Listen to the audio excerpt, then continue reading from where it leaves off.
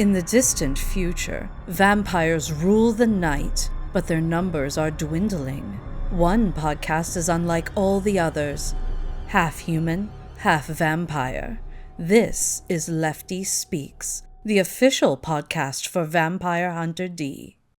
Hello, hunters, and welcome back to Lefty Speaks, the Vampire Hunter D podcast. We are here for episode 7, Storytime with Kevin Leahy, the series translator for Vampire Hunter D. If you missed some of his introductory bit and his Q&A, go back and catch episode 6. We are going to be rolling into his decades of stories from translating Vampire Hunter D events in Tokyo, and everything in between. So one of the first things that I would love to have you tell everyone, so it's firsthand and not coming from my secondhand experience, one of my favorite stories that you've told me over the years we've known each other was about getting started translating and how Vampire Hunter D actually got started for being translated into English for the first time. Because for those of you who don't know, Kevin is the person responsible for the lion's share of the credit of why the rest of us around the world know Vampire Hunter D and got to read it. So, Kevin, I leave it to you, sir. Please take the stand, and I'd love to let everybody else hear this story. Oh, thank you for the kind words, Scott. Yeah, it's a long story, but basically in college, in the late 1980s, I got the anime bug, and I was joined a lot of anime clubs, was doing the whole tape trading thing, and I had a chance to go down to Rhode Island and attend a meeting of Lorraine Savage's Anime Hashin that was held, surprisingly, in the basement of a bank over the weekend. They had a space that groups could borrow, and that was the first time I saw Vampire Hunter D and was blown away. I mean, just at that time, Vampire Hunter D and Fist of the North Star and those movies with just like next level violence and just rule of cool, dripping with cool. And I loved it. And I was studying Japanese at the time, or had studied Japanese already at the university. And just, I was crazy about it. And fast forward about 3 years, 1990, I came to Japan to work. And about a week or two after I arrived in Japan, I saw a used bookstore and was looking at the books and saw that there were actual Vampire Hunter D novels. And I bought this pack of like 5 of the books, volumes 1 through 5, all tied together, and took them home and looked at them, and there was no way I could read them. It was just, it was too much. I mean, they were targeted for junior high school level readers. They are juveniles as far as his work is considered. But I couldn't hack it. So I put them in the closet. That was my goal. I was going to be good enough at Japanese to read this. So, I was reading comic books, reading newspapers. Fast forward another 4 years, 1994-ish. I can read the Japanese newspaper, and I said, now I'm ready. So I started reading the book, and I had a little notebook, and I would write down the words that I didn't know, the kanji that I didn't know. I was a good student then. I was a teacher, so I had to be a good student. And I realized I'm writing down like every third word as I'm going through. I was like, but there's a lot of other people who would like to read this story. I was like, why don't I just write down every word? And so I got a yellow legal tablet, and I started translating the book longhand. And, eventually I got a word processor. I think I brought my old college word processor over with me and just started doing it. And I set myself up, I set myself a quota of, every day I would do at least one word. And I did that for like the better part of a year and finished the first book. And this was, 94, 95-ish. And I set off fireworks to celebrate finishing the first book and pissed off the other people in my building because it was like 10, 11 o'clock at night and everyone else besides me had kids. So I got scolded for that, but it was worth it, totally worth it. And so, 94, I've got the first book done, go into the second book and the third book, but I still have no idea what I'm going to do with these. Obviously I'm not going to put them out there because they're someone else's IP, but plus, 1994, there's no where to put it out anyways. There's really no internet culture. So in 99, when the Bloodlust movie was about to come out, the trailer lands for Bloodlust, and the trailer is in English. And so I was on a Japanese message board, and people are like, what are they saying? What are they saying? And so I translated the comments on the text of the video for them. And they let me know that, Mr. Kikuchi's having this event in Tokyo. You should totally go. And I was thinking, yeah, I should totally go. So I totally went. And it was like they were my Sherpa. They were my Tokyo Sherpa. Someone met me in front of the station in Shinjuku and brought me to the place in Kabukicho where they do the talk live. And it's a good thing because I never would have found it. I mean, it's 2 stories underground in the middle of Kabukicho, and yeah, if you hadn't met me at the curb, I would have been lost. Yeah, it's a tough find, and before smartphones, good luck. And I paid it forward. Later on, there was someone else who wanted to go, and I did my turn, meeting them at McDonald's or someplace, and bringing them there. And once you've been there once, you really don't forget where it is. But, the great thing about the Japanese fans are that, they're super into this. And a lot of these people have been super into it since they were junior high school and high school students. So these are, 30, 40-year fans. And they are so nice. And they're like my found family here. These people, they've seen me naked. I mean, the guys have. The girls, no. But we went to a hot spring. This needs clarification. We went to a hot spring when I was first getting to know a lot of the fans. And so, yeah, we're in the big Japanese bath together and, drinking later and just had a good old time. And it really kind of cemented my relationship with a lot of the fans there. And a lot of the same people that were there the first time I went in 99, I still see them when I go into Tokyo. So it's, it's really nice. It's a great fan culture. And, I mean, Scott, you've been there. You've seen the people at the Talk Live. Yep. It was a fun group. I can't believe that we stayed up through the night eating, cakes and little snacks and little meals. Because it's in a restaurant, and so the restaurant's there and they're serving their menu through the whole night. We were there I want to say we were there from 11 o'clock at night to 5 a.m. Yeah, I mean, it's a great system for people who don't know about this. This Talk Plus, was it Talk Plus One? Talk Live house in Kabukicho in the center of Shinjuku.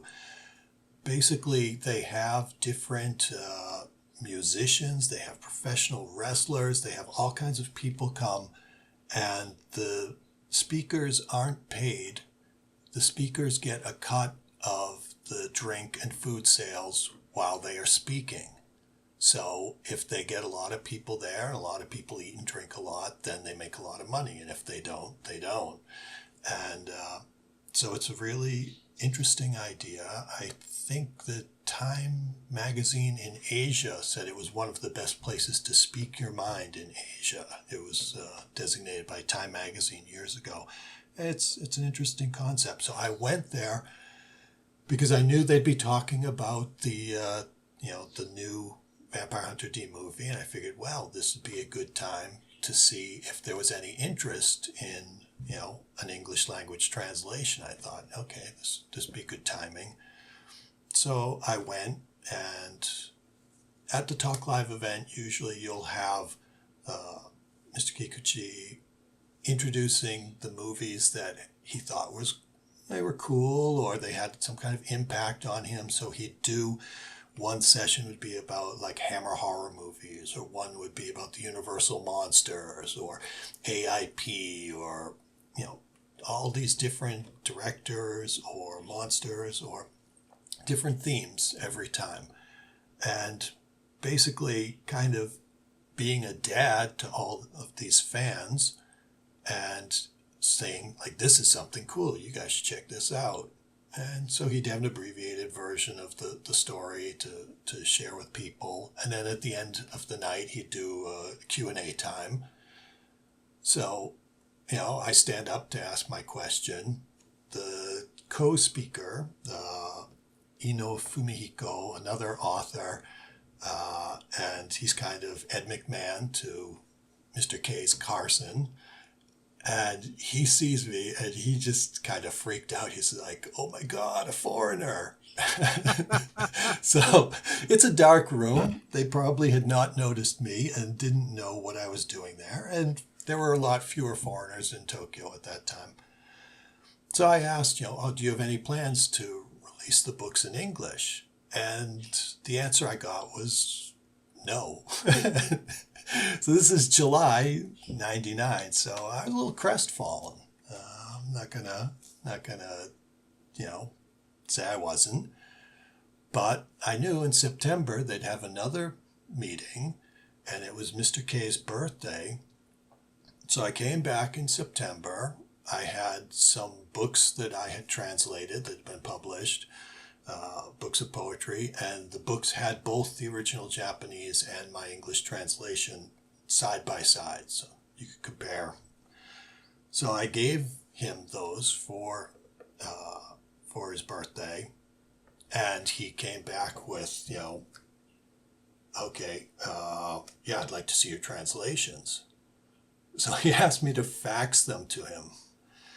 Now, the translations, I had 2.5 books done. So we're talking hundreds of pages. I said, I'll just print them up and put them in a box and send them to you, because, he's not a high-tech guy. He still handwrites all his books. And so I wasn't going to send him a file or anything. And I was still doing things on 3.5-inch floppy at that point. So, it was print them up, send them to him, with a 4-page cover letter explaining why I chose nobility over aristocrat, why I chose the capital over metropolis, or different, things where I had to make a judgment call. I justified my judgments to him and the publisher. And I guess that document made the rounds at Asahi Sonorama, the publisher, and they liked the thought that I had put into it. And so they contacted me about the Japanese version of the Dokuhon, the Reader's Guide, that was coming out, at the same time as the movie. And they asked me if I would write an article for it. And I was like, yeah, great. And then I had to come up with a theme. So I compared D to different movie and TV vampire hunters, especially ones that were very physical and, kind of compare and contrast. So I ended up using Peter Cushing's Van Helsing from the Hammer movies, and I used Jack Crow from the John Carpenter's Vampires. I used Buffy from Buffy the Vampire Slayer, Captain Kronos, the Vampire Hunter, which was, an influential source for the Vampire Hunter D series. But the funny thing was that years later, when I had to translate the Dokuhon Reader's Guide into English, I decided to cut my own article just because there were all kinds of pictures in there, and I'm not sure that the Japanese publisher got clearances on them, but I was pretty sure that Dark Horse couldn't, so I was like, yeah, let's pretend this didn't happen. I mean, I would have liked to have put it in English, but I was okay with not putting it in English. It would have been the easiest part of the entire translation for me. What did I mean to say? But yeah, so at that point, it's 99, 2000, and Mr. K definitely wants me to do it, but we've got no publisher. And so, I just keep doing what I'm doing. I actually went back and entirely redid the first book because years had passed. I'd gotten better at Japanese. So I was like, okay, let's take another crack at it. So I didn't even look at the old translation. I just did a fresh take of that. And probably a couple of years after that, Dark Horse got in touch with Mr. K, and they wanted to do the books. And he was like, great, I've got the guy for you. So he made it clear that I was part of the deal, and I'm forever grateful for that, that he had faith in me. He himself started out as a translator, so he knows what it entails. He's very cooperative, very supportive, and very appreciative, because for him, getting published in English means the world. And it means the world to us too, that we get to enjoy it in English.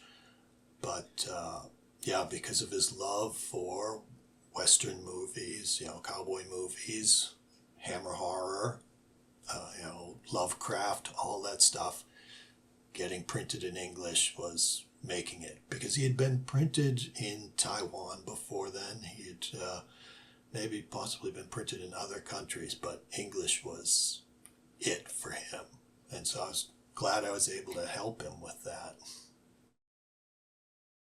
Yeah, I mean, I've tried to read them in Japanese, and when I was living in Japan, I could do a little bit better job, after living there 4 years. But as soon as I moved back to the States, my level of kanji dropped very fast. So, I can read, like comic books that have the hiragana above the kanji. Yeah. I probably can do 200 or 300 kanji right now. Yeah. But yeah, I can't read a newspaper. I can guess, you can kind of piece things together. But again, those novels have, like you were saying, even when you could read a newspaper, there was still a third of the words you don't know, right? And that's because of the flavor, the context. I mean, I studied Japanese martial arts, and even when I was living in Japan, 30 or 40% of a book, martial art book, I can't read because they're old words, or they're words that aren't part of that 2000 main words that you need to know to read a newspaper. And it's tedious. It's like the whole weekend to read the diploma that I was just awarded. Like, okay, I could do that stuff, but I don't know what it says. I can speak it, but I can't read it. Yeah. Yeah, I think there's a lot of lingo that he uses, and a lot of it is, because of the Western milieu, that you've got things like, saddle and whip and, spurs and, all the kind of equestrian gear and, things from the Western setting. So the first book was a slog. I had to learn all those words. But after that, because it's all set in the same universe, you use a lot of that knowledge every time. So the first one, if this helps you, if you get over the first one, then the rest of the going is a lot easier, because it is using the same expressions again and again.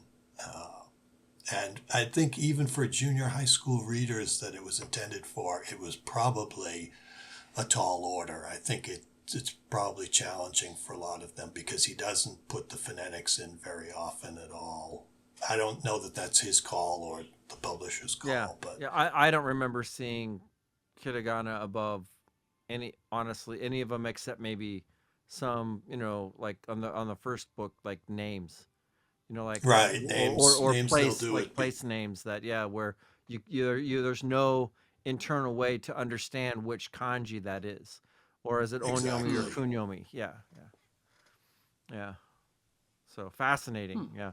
But it is encouraging because now I'm like, oh, but can I find the original first book, of Vampire Hunter D at my parents' house that has all Well, my little scratchy notes in it.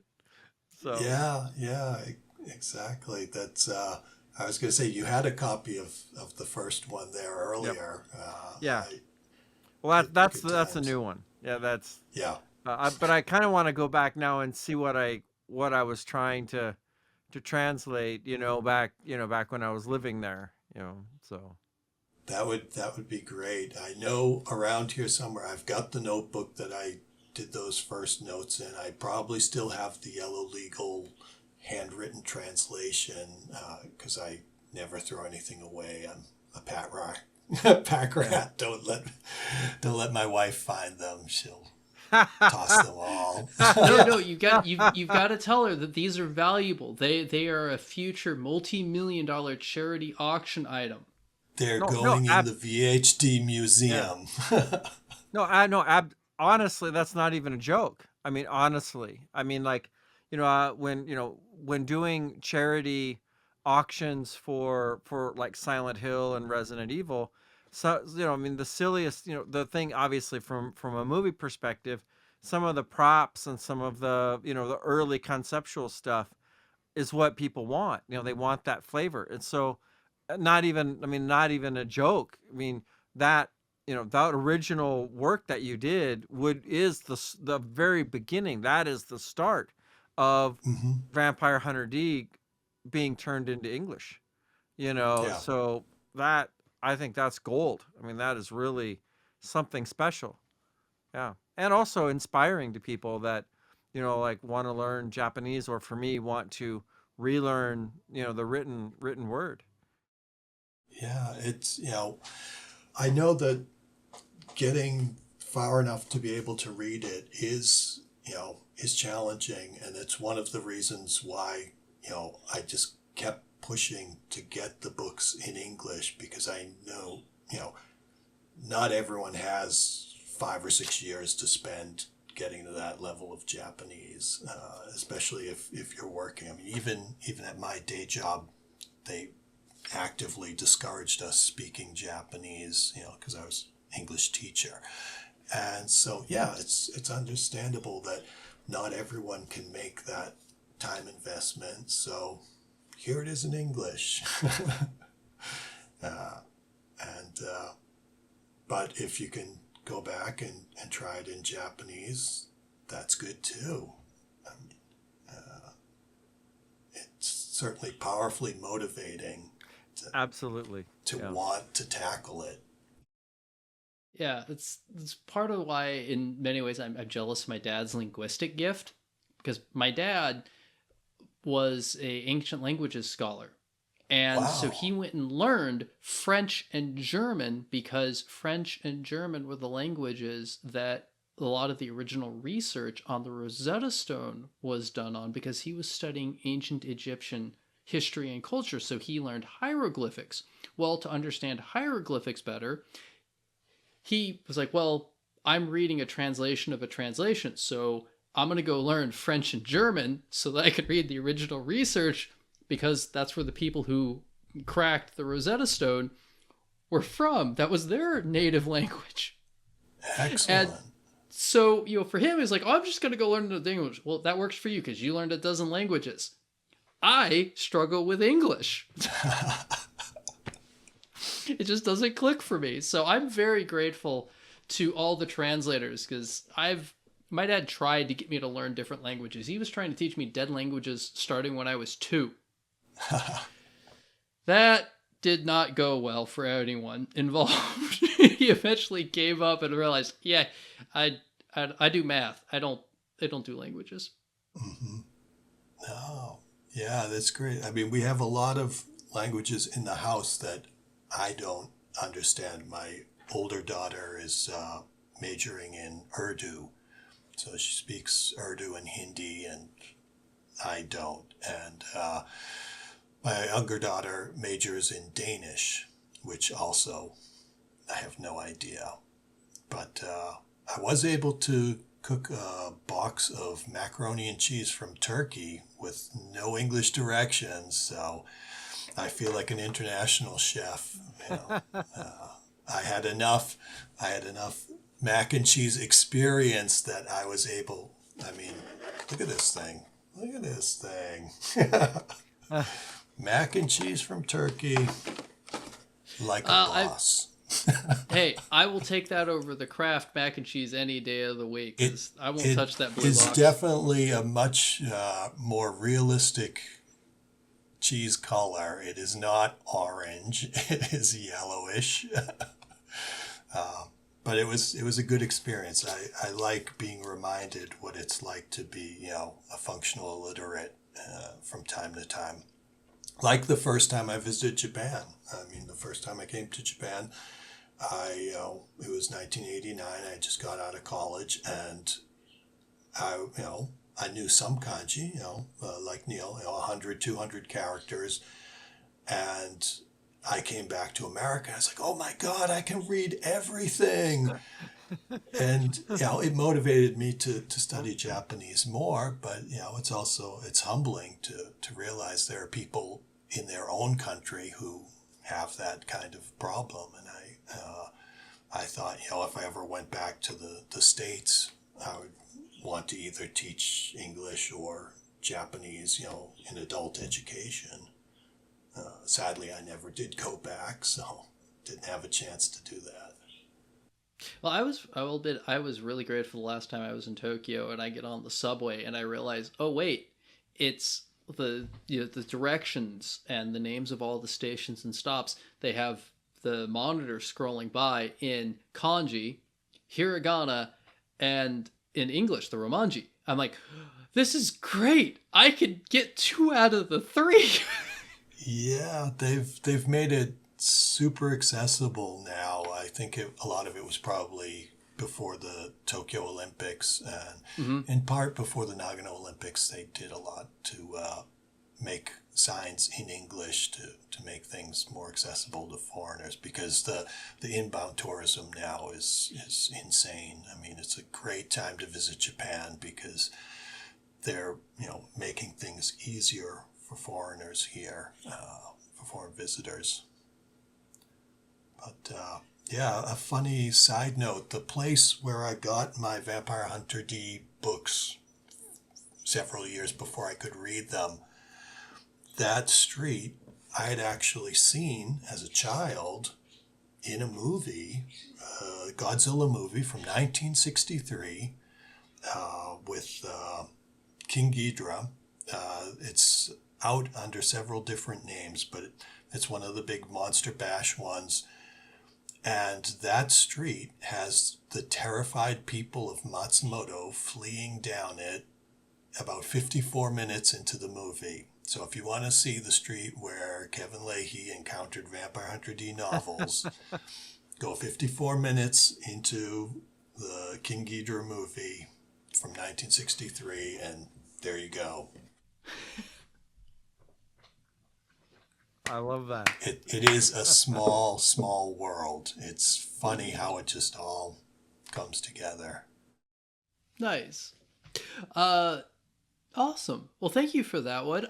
One of the other things I would love to hear just some of any stories you picked to tell. One of the other stories I loved that you told me was the movie day for one of these fan get-togethers with the directors doing live commentary to their adaptation movies of Vampire Hunter D. And that's another story I was really hoping you would be able to share with everyone.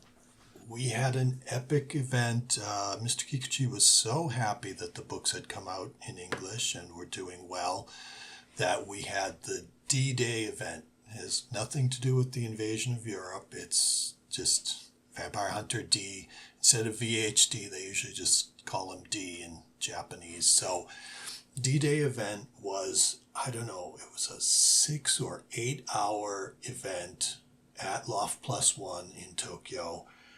And my kids actually came for the beginning of the event. And so, you know, we did the usual talk show thing, but the highlight was definitely that Mr. Ashida, the director of the first Vampire Hunter D, did a real-time commentary on the movie as it was shown on the screens.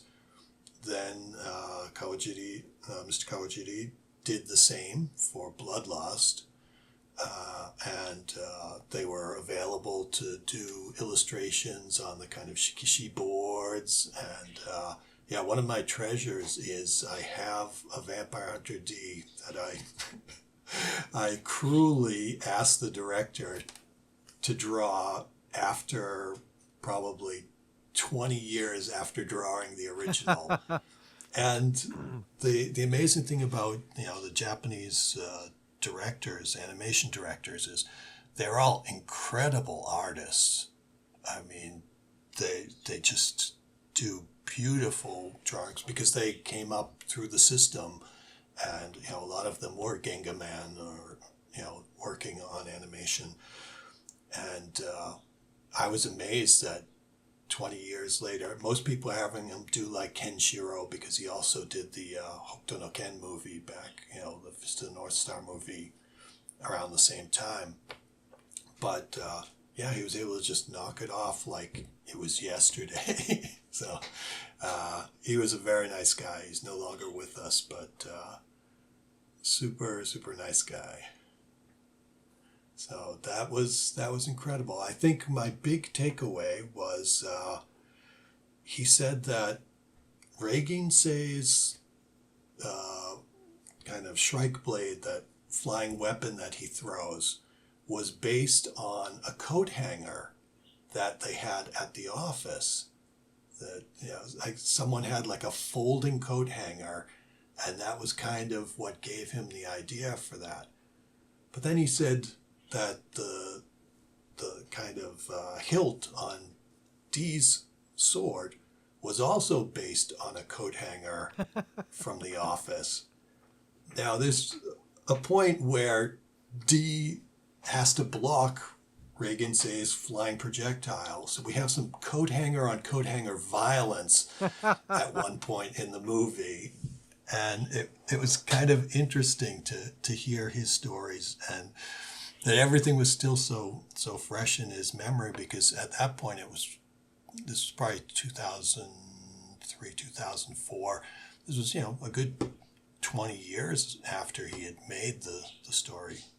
We also heard why Lamika looks so young in it, and I guess he said if he had to do it over again, she would have been a little bit more of a MILF rather than the kind of lowly look that they, you know, made her kind of Lolita, because I guess that was the taste at the time. But she'd have a little bit more mature look if he had to do it over. So it was interesting to hear, you know, the druthers of anime production. And I know that Mr. K is extremely happy with the way it turned out, because up until the release of the Vampire Hunter D anime, the first one, D was not his best-selling book. It was just kind of a middling production for him. And as soon as it came out, it just went bang, bang, bang through reprints up to the top, and has stayed there ever since. But the anime really made the books the success that they are. Awesome. And I wish we had talked about this before, and this is my fault. So if this gets me in trouble, please tell me and I'll shut up. Was that live commentary recorded? Because I think I remember you telling me something that somebody, the fan president, recorded some of these things. Sei-san used to record like everything of every meeting. Now, I'm pretty sure it was on tape.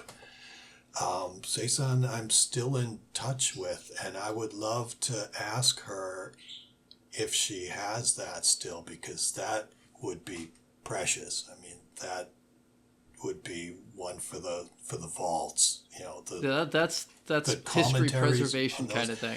I mean, for all I know, she has on tape the time that I stood up and asked if he planned on making the books in English, and the whole, oh my God, a foreigner.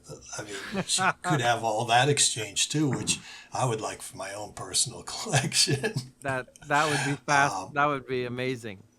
I did get a New Year's card from her a couple of days ago, and she's probably been in the fandom longer than anyone, and she has her own family life, and there were years when she didn't make it to the talk live, but in the beginning years she was there every time, and she would arrange birthday cakes for Mr. K or the guest, and she would do all kinds of things, have flowers for people, and it was really great. And they really are like a family. The fans, because a lot of people know each other from the message boards, they all go by their different handle names. So I'm one of the few people that actually goes by my real name there. But the fans, they all have their handles that they use, and they refer to each other as them. And there are some people there whose real names I do not know. I've known these people for 30 years nearabouts, and like I said, have been in the bath with them, and I don't know their real names. Yeah, I know that. I know some of the people I've played video games with for years and years. We've migrated between different games with each other. We've always kept the same handles for in-game names. So when we're out, we'll call each other by what our character name is in the game. Yeah, I mean it's great. I mean, you think about your family, and do your brothers and sisters call you by your full name, or do they have a nickname for you? Yeah. Or, I mean, it's nice. It's very warm. Yeah. And they are great. The reverse. I'm the only person that calls my sister by her real full name. Really? When you're angry, or just all the time? No, I'm the only person that uses her full name. Everyone else calls her by the shortened nickname, including my mom. Really? Yeah. So the reverse is happening too. So yeah, interesting. But if again, to any foreign viewers, if you ever get a chance, if the Talk Live gets started up again and you get a chance, by all means attend, because it's good people, a good time. It's in Japanese, but we'll see what we can do about that. Well, I will say that if we learn about it, in our Discord, we'll definitely make announcements and let everyone know that that follows us. That it's obviously when, where, we'll get as many details as we can share. So that would be super. I know I know they didn't restart yet from COVID, but I know he really, really loved those and did a couple a year just consistently. Yeah, birthday, it's holiday, and people would come from, all over the country. People like flying down from Hokkaido, and they would just make a supreme effort to be there because it was such a good time. And the one that you attended, the one at the end of the year, the Bonenkai, was the best, because we would do the costume contest. Now, the costume contest started out the first year. It was Mr. Kikuchi and two of his friends dressed as characters from his book. So Mr. Kikuchi was dressed as D, and Ino was dressed as, I think, Dr. Mephisto. And then there was a third character who I was not familiar with what series it was. So the following year, they started the costume contest that you had to be a character from one of his books. Now, with 400 books, probably 300 at that time, that doesn't limit you too badly. So over the years, I've been probably in more than half of them. And I would put a lot into it. Mainly it was just finding a character I wanted to do. A lot of times it would be from a book that I had translated recently. And it's like, oh, I really like that character. I did Granny Viper from the Sacred and Profane. So I blacked out my teeth and I had a gray wig, and I just ran across the pictures last night. I completely blocked that out. But almost every time I would be a vampire, but a couple times I changed it up. And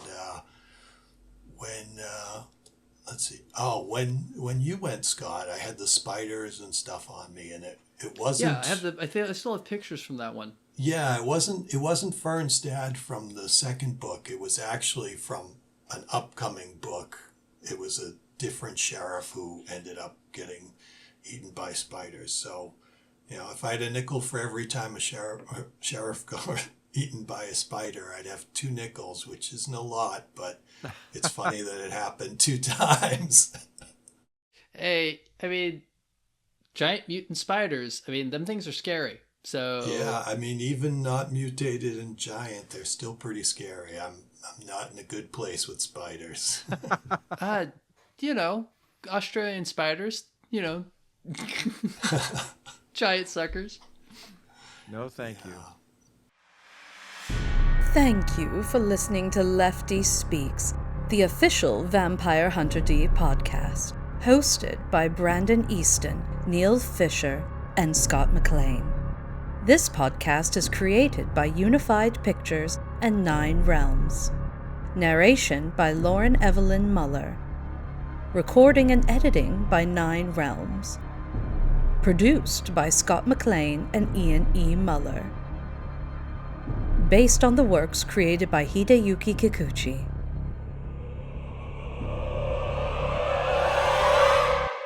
Happy hunting.